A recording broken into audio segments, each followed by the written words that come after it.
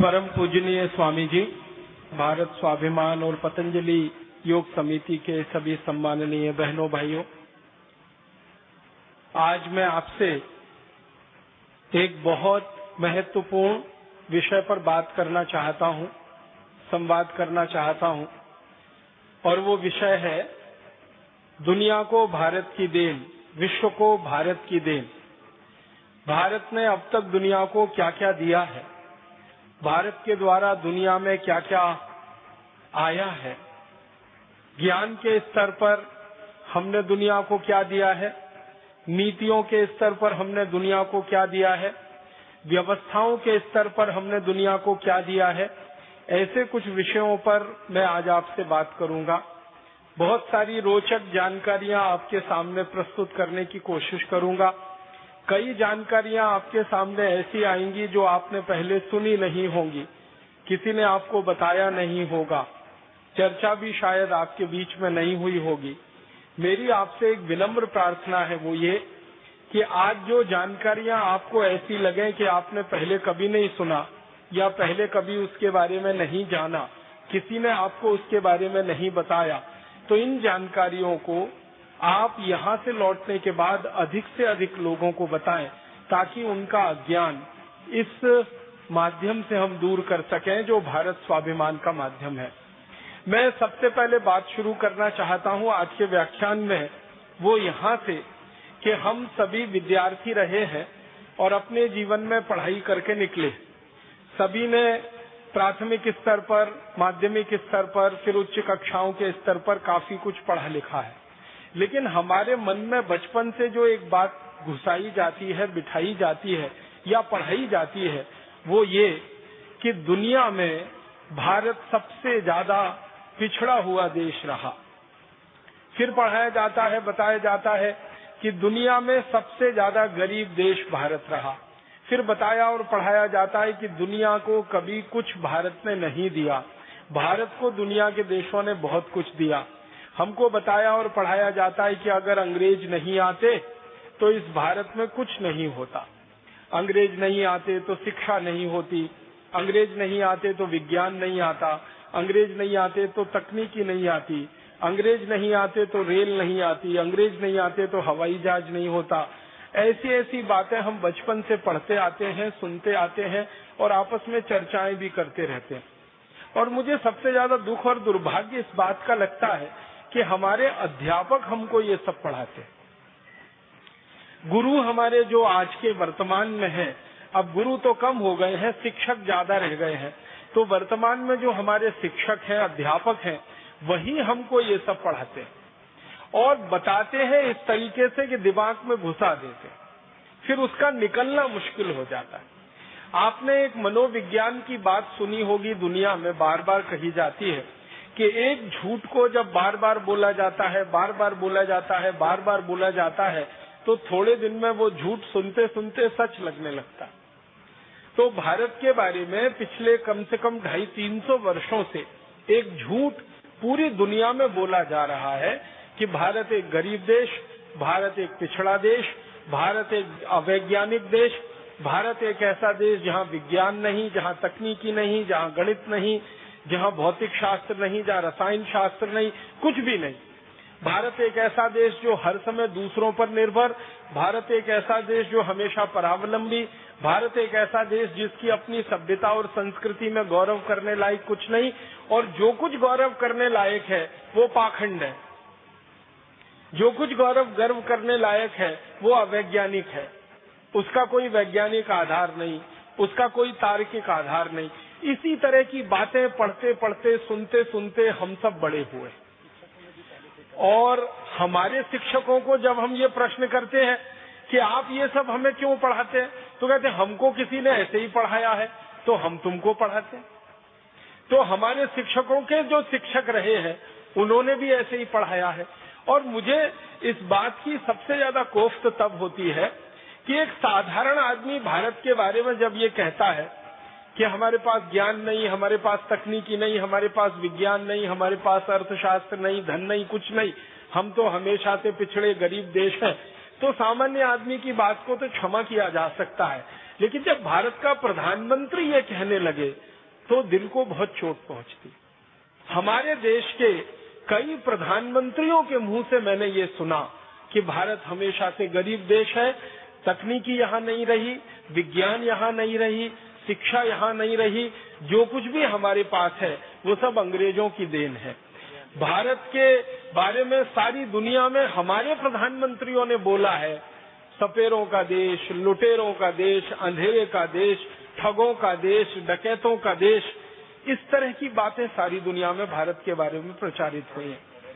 गडरियों का देश, ऐसे ऐसे बात हमारे देश के बारे में दुनिया के लोगों के सामने आए हैं कि शर्म आती है। कई बार अपना जी करता है कि क्या करें। हमारे वर्तमान प्रधानमंत्री के द्वारा लंदन के ऑक्सफोर्ड हॉल में दिए गए भाषण की याद दिलाना चाहता हूं, जो उन्होंने ऑक्सफोर्ड यूनिवर्सिटी में दिया जब उनको डॉक्टरेट की मानद उपाधि दी जा रही थी। और उन्होंने यही कहा कि हम अंग्रेजों के बहुत आभारी हैं, जो अंग्रेज भारत में नहीं आते तो हमको तो न विज्ञान पता था, न तकनीकी पता थी, न हमारी शिक्षा व्यवस्था कोई होती, न हमारे पास कोई अर्थव्यवस्था होती, न हमारे पास कोई कृषि व्यवस्था होती, न हमारे पास डाकतार विभाग होता, न रेलवे विभाग होता, वगैरह वगैरह। लंबा भाषण हमारे प्रधानमंत्री ने ऑक्सफोर्ड में दिया।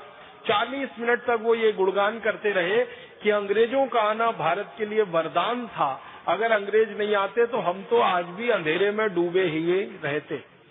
अब ये जो वर्तमान प्रधानमंत्री का बयान है, वैसा ही बयान हमारे प्रथम प्रधानमंत्री ने भी कई बार हमारी संसद में दिया। अपनी संसद में कहा भारत के प्रथम प्रधानमंत्री ने कि अगर अंग्रेजों का भारत के साथ संयोग नहीं होता तो भारत तो हमेशा अंधकार और अंधेरों में डूबा हुआ देश ही रहता।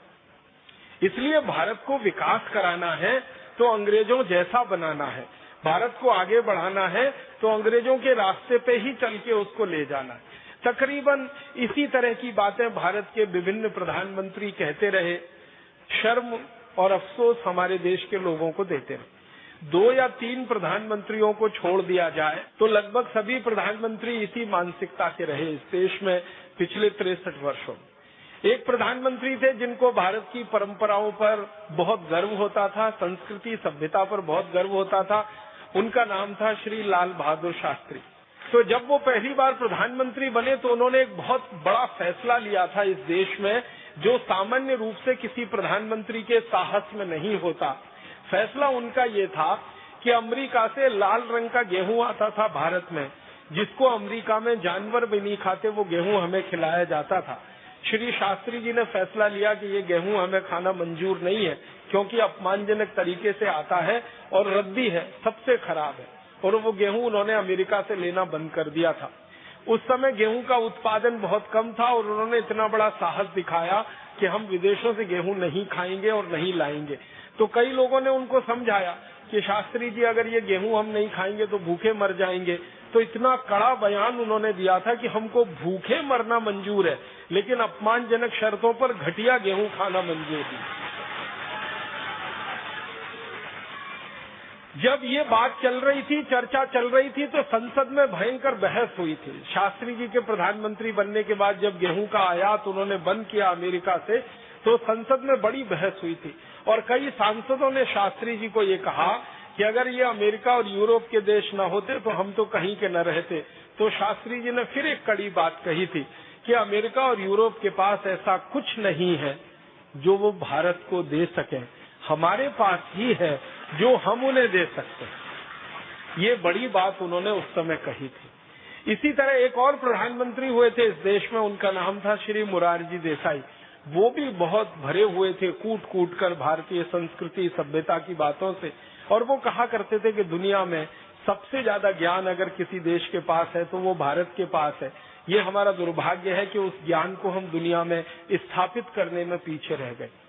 इसी तरह के एक प्रधानमंत्री और हुए हैं इस देश में, वो बहुत कम समय के लिए रहे, चंद्रशेखर, 4 महीने रहे, लेकिन वो भी ये कहा करते थे कि यूनान की सबसे पुरानी सभ्यताओं से पुरानी सभ्यता हमारी रही है। यूरोप के पास जो कुछ भी तकनीकी और विज्ञान रहा है उससे पहले हमने वो तकनीकी और विज्ञान हासिल किया है, इसलिए हमें विदेशियों से कुछ लेने की जरूरत नहीं है। जरूरत पड़ेगी तो उनको कुछ दे देंगे, लेने लायक हमारे लिए उनके पास कुछ है नहीं। तो ऐसी बातें कहने वाले 2-3 प्रधानमंत्रियों को छोड़कर लगभग सभी प्रधानमंत्री इस मानसिकता के हुए कि भारत के पास कभी कुछ नहीं रहा, हमने कभी कुछ दुनिया को दिया नहीं, हमने हमेशा दूसरों के सामने हाथ पसार कर भीख मांगी है, चाहे ज्ञान की हो, चाहे पैसे की हो, चाहे तकनीक की हो, जो भी है हम दूसरों से लेकर अपने को आगे बढ़ाते रहे। ये बहुत बड़ा भ्रम है, ये बहुत बड़ा मिथ है। ये भ्रम जितनी जल्दी टूटे इस देश का, उतना ही देश के लिए बेहतर है। इस दृष्टि से मैं आज आपके सामने कुछ ऐसे तथ्य प्रस्तुत करना चाहता हूँ जो हमारे इस भ्रम को पूरी तरह से तोड़ देंगे, और आज के बाद हम में गर्व होगा ये कहते हुए कि भारत के पास ही सब कुछ है, वो ज्ञान के स्तर पर हो, व्यवस्था के स्तर पर हो, नीतियों के स्तर पर हो, किसी भी स्तर पर हो। मैं शुरुआत करता हूँ, भारत ने दुनिया को क्या दिया। सबसे पहली जो बात हम दुनिया के सामने कह सकते हैं बड़े गर्व से, गौरव से, और सारी दुनिया ने अभी उसको स्वीकार करना भी शुरू कर दिया है पिछले 10-12 वर्षों से। खासकर जब से कंप्यूटर आया तब से दुनिया ने कुछ वास्तविकताओं को स्वीकार कर लिया। उनमें से एक वास्तविकता को जो दुनिया ने स्वीकार किया है वो ये कि सबसे पहली भाषा और सबसे पहली लिपि दुनिया को दी है तो वो भारत ने दी। लिपि आप समझते हैं, जिसमें भाषा लिखी जाती है, और भाषा तो आप जानते हैं। तो दुनिया की सबसे पहली भाषा और सबसे पहली लिपि जिसको लिखकर हम व्यक्त कर सकते हैं वो भारत ने ही दुनिया को दी है। भाषा हमारी जो सबसे पहली दुनिया में गई है वो संस्कृत है, और लिपि जो हमारी दुनिया में सबसे पहली गई है वो देवनागरी है। लेकिन भारत में कई ऐसे इतिहासकार हुए हैं जिनका ये कहना है कि देवनागरी लिपि से भी पहले एक लिपि हमने दुनिया को दी है जो आज लुप्त हो गई है हमारी लापरवाही के कारण, और वो लिपि ब्राह्मी लिपि रही। ब्राह्मी लिपि के बारे में सारी दुनिया के वैज्ञानिकों ने एक बात जो स्वीकार की है वो ये है कि ब्राह्मी लिपि उतनी ही पुरानी है जितना पुराना भारत है। और भारत के पुराने होने के बारे में परम पूजनीय स्वामी जी के मुंह से अभी आपने सुना, 1 अरब 96 करोड़ माने लगभग 2 अरब साल पहले का ये पूरा हमारा ब्रह्मांड है, प्रकृति है जिसमें भारत बसता है। लगभग उतनी ही पुरानी ब्राह्मी लिपि मानी जाती है। अब समस्या उत्पन्न ये हो गई है कि इतनी पुरानी ब्राह्मी लिपि को पढ़ने वाले और समझने वाले वैज्ञानिकों की संख्या अभी नहीं है। बहुत थोड़े वैज्ञानिक रहे हैं जो लिपि वैज्ञानिक माने जाते हैं, जो वो भाषा को पढ़कर उसका अर्थ समझा सकते हैं। तो ब्राह्मी लिपि हमारी सबसे पुरानी लिपि है जो दुनिया के देशों को हमने दी, और दुनिया के लिपि वैज्ञानिक ये मानते हैं कि लिखना अगर दुनिया में सिखाया है किसी देश ने तो वो भारत ने ही सिखाया है, क्योंकि भारत के पहले लिखने की कला किसी भी देश को नहीं आती। भारत ने लिखना सिखाया क्योंकि लिपि का आविष्कार सबसे पहले भारत में हुआ। जब आपके पास लिपि होती है तभी आप लिख सकते हैं। पढ़ना और बोलना तो थोड़ा आसान होता है, लेकिन लिखना थोड़ा कठिन माना जाता है, वो लिपि के प्रभाव से ही होता है। तो सबसे पहली लिपि हमारी, तो सबसे पहले लिखना हमारे यहाँ शुरू हुआ, और वो लिखना फिर हमारे यहाँ से चीन में गया।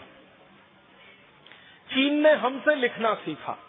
चीन के जो लिपि वैज्ञानिक हुए हैं, जो पिछले हजारों साल का अध्ययन कर रहे हैं, वो ईमानदारी से इस बात को स्वीकार करते हैं कि चीन के वैज्ञानिक, चीन के ऋषि मुनि भारत आए, उन्होंने लिपियों का अध्ययन किया, अध्ययन करके चीन में वापस गए, और वहां जाकर फिर उन्होंने अपनी लिपियों का आविष्कार किया।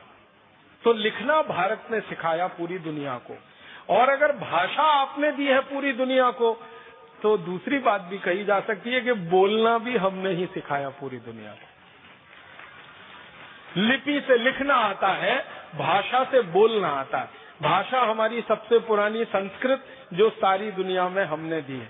दुनिया की जो विशिष्ट भाषाएं मानी जाती हैं अंग्रेजी को छोड़कर, जैसे जर्मन है, जैसे फ्रेंच है, जैसे डच है, जैसे इटालियन है, जैसे पोर्चुगीज है, जैसे स्पेनिश है, जैसे रशियन है, जैसे डेनिश है, दुनिया में विशिष्ट भाषाओं में ये मानी जाती है। अंग्रेजी को छोड़कर, अंग्रेजी विशिष्ट भाषाओं में नहीं मानी जाती। अंग्रेजी सामान्य भाषाओं में गिनती होती है, क्योंकि अंग्रेजी दूसरों की नकल है, और जो दूसरी भाषाएं हैं वो मूल भाषाएं मानी जाती हैं। तो जो मूल भाषाएं मानी जाती हैं पूरी दुनिया में, जर्मन हो, फ्रेंच हो, डच हो, इटालियन हो, रशियन हो, फिर स्पेनिश हो, पोर्चुगीज हो, ये सभी मूल भाषाओं के मूल वैज्ञानिक जो अध्ययन करते रहते हैं वो ये कहते हैं कि हमारी सभी भाषाएं संस्कृत से निकली। जर्मनी में तो ये बात बिल्कुल गहराई तक स्वीकार की जा चुकी है कि जर्मन भाषा संस्कृत की देन है। और जर्मनी के लोग अपने आप को बड़े गर्व से ये कहते हैं कि हम आर्य हैं, माने हम भारतवासियों के ही जैसे हैं, हमारे वंशज भारतवासी रहे हैं। जर्मनी की जो हवाई जहाज की सेवा है ना, उनकी सबसे बड़ी हवाई सेवा, उसका नाम है लुफ्थहान्सा। जब लुफ्थहान्सा के बारे में किसी जर्मन को मैंने पूछा कि ये लुफ्थहान्सा क्या शब्द है, जर्मनी का शब्द है, जर्मन का शब्द है, वो वैज्ञानिक मुझे हैरानी से देखने लगा, कहने लगा ये जर्मन का शब्द नहीं है, ये संस्कृत का शब्द है। मैं पूछा क्या है, तो उसने कहा लुप्तहंस, उसमें से बना लिया लुप्तहंसा। लुप्त माने खत्म हो गए, विलीन हो गए, और हंस जानते हैं एक बहुत विशेष किस्म का पक्षी जो आज दुनिया में हमें दिखाई नहीं देता। एक जमाने में सबसे ज्यादा ये हंस भारत में ही हुआ करते थे, तो उन्होंने कहा भारत के संस्कृत में से हमने ये निकाला है लुप्त हंसा। हंस जो लुप्त हो गए उनके नाम पर हमारी पूरी एयरलाइन चलती है जिसको लुफ्थहान्सा कहते हैं। पहली बार मुझे पता चला कि जर्मनी की सरकार का संस्कृत के प्रति इतना प्रेम है कि उन्होंने अपनी एयरलाइंस का नाम ही भारत के शब्दों से बना लिया। और आज जर्मनी में शिक्षा में, विश्वविद्यालय के स्तर की शिक्षा में संस्कृत की पढ़ाई पर और संस्कृत के शास्त्रों की पढ़ाई पर सबसे ज्यादा पैसा खर्च हो रहा है। और जर्मनी दुनिया का भारत के बाहर का पहला देश है जिसने अपनी एक यूनिवर्सिटी, एक विश्वविद्यालय संस्कृत साहित्य के लिए समर्पित किया हुआ।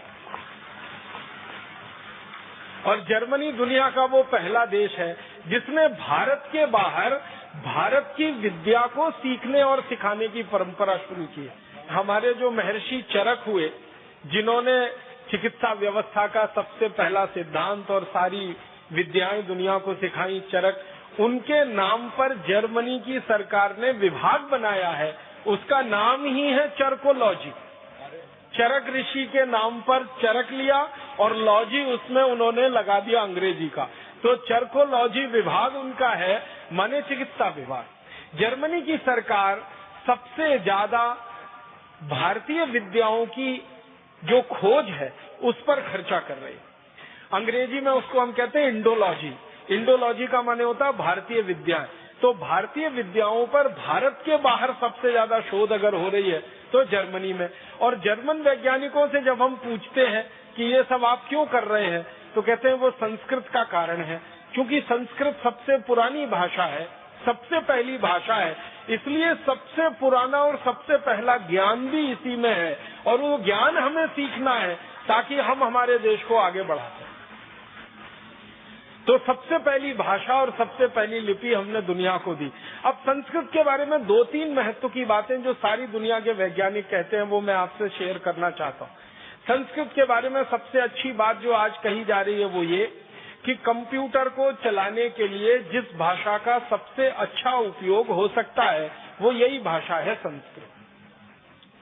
कंप्यूटर चलाने के लिए आप जानते हैं कुछ सिद्धांत तय किए जाते हैं, उनको अंग्रेजी में एल्गोरिथम्स कहते हैं।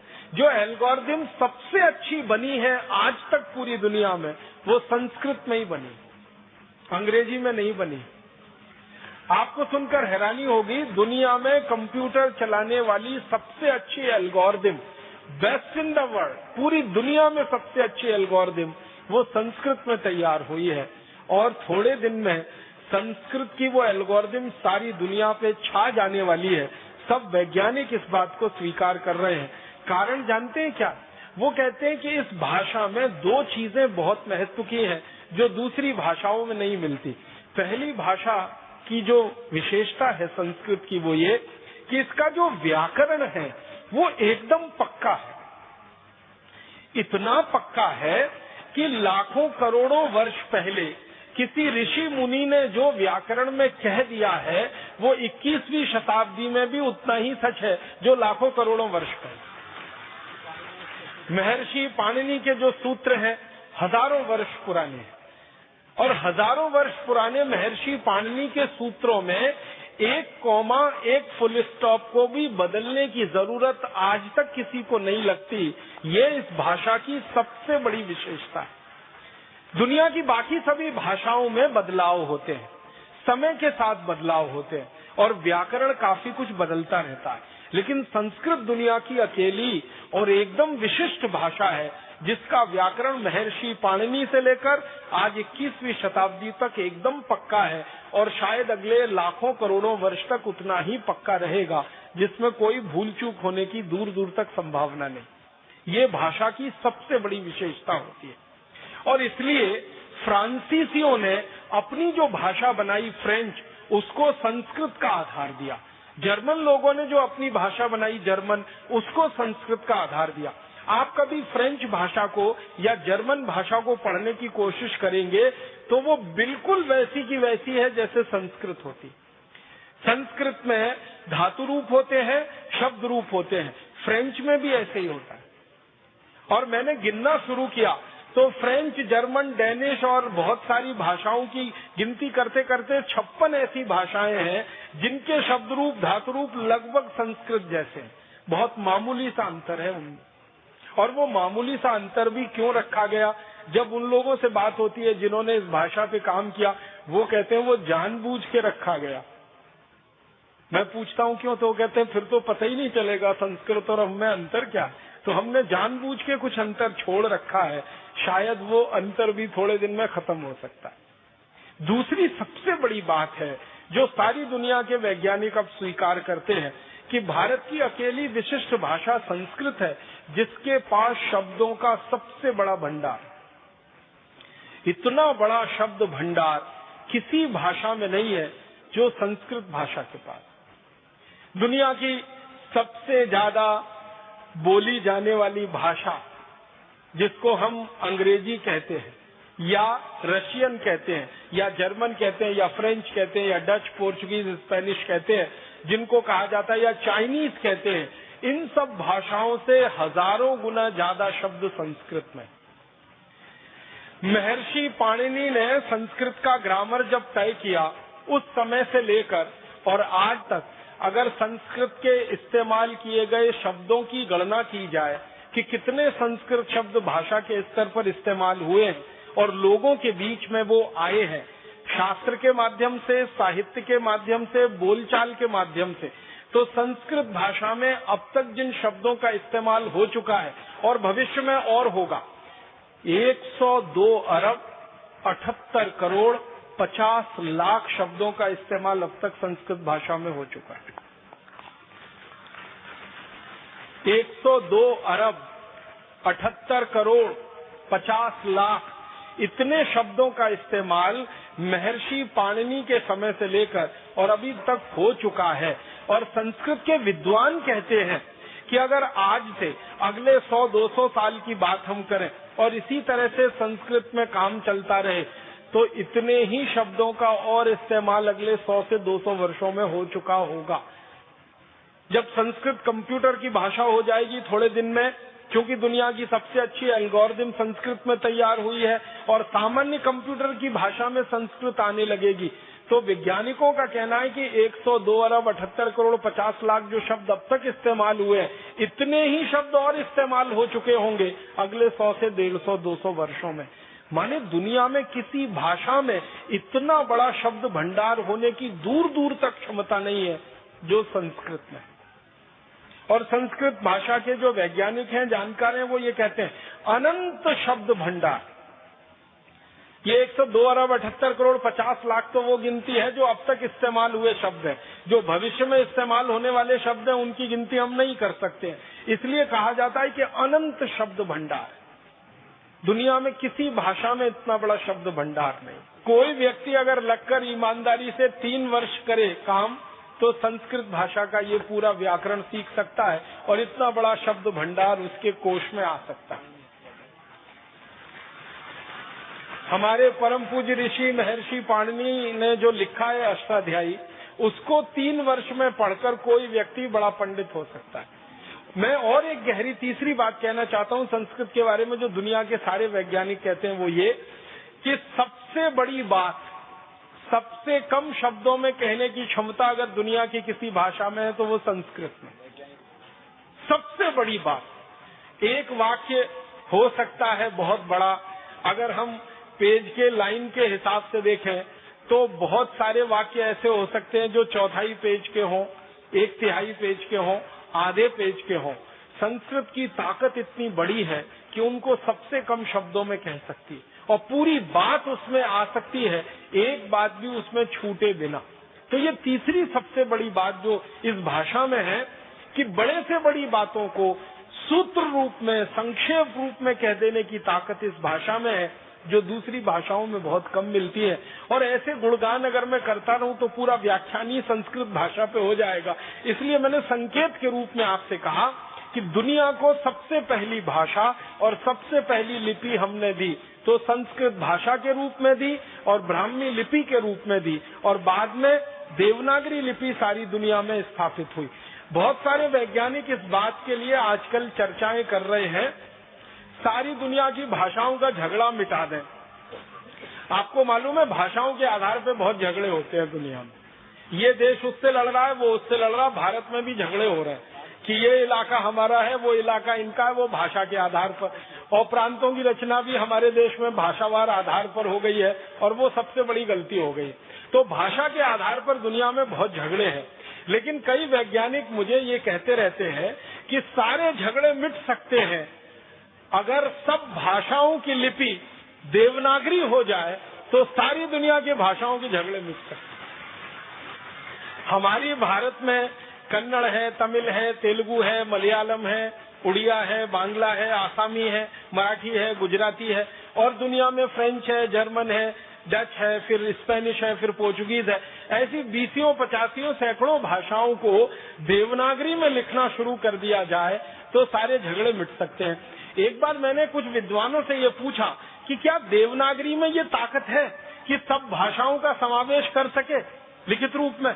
उन्होंने कहा देवनागरी में ही ताकत है और किसी लिपि में ये ताकत ही नहीं है पूरी दुनिया में जो सब भाषाओं को वो समाविष्ट कर सके अपने आप। इस समय हमारे देश में मराठी भाषा देवनागरी में ही लिखी जाती है, हिंदी तो देवनागरी में लिखी ही जाती है, नेपाली भाषा देवनागरी में, संस्कृत तो लिखी ही जाती है।